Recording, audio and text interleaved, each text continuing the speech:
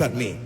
When we advocate that people connect with God sincerely, it is not just to solve your financial problems or solve marital problems.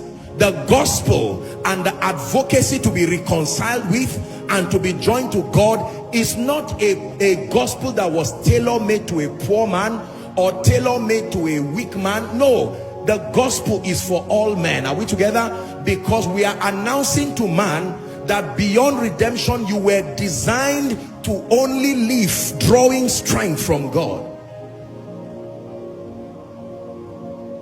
If you ignore God in your life, you will start dying. You may die slowly, slow that you don't see and notice, but eventually you will die. When you take fish out of water, what happens to it? It dies. When you uproot a plant from the earth, what happens to it? It dies. Am I right on that? When you stop the birds from having nests on trees or flying in the air, what happens? They die. When you cut man away from God, what happens? The habitation of the fish is the sea. The habitation of plants, the earth.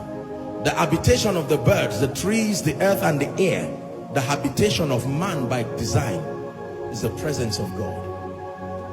Are we together now? It's important you learn that.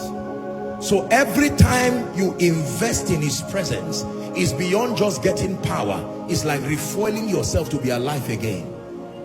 The medical science teaches us that there is a process, I don't know the name, forgive me, but that there is a process where someone who has a low oxygen level, there is a system of transfusion where they can connect a gadget, and as they drain your blood out, they pump it with oxygen. Are we together now?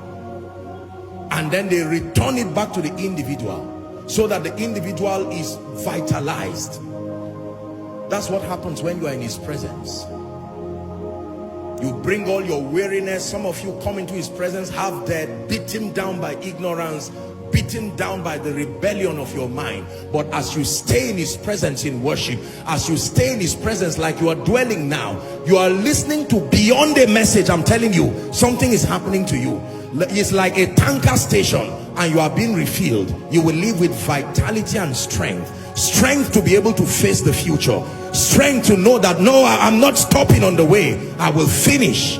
Strength. That's the reason why when you hear the word, you hear beyond the layers of a man speaking. That wounded soul, that weary soul receives life. You can literally sense like water being poured upon he who is thirsty, because you were designed that way. Are we together?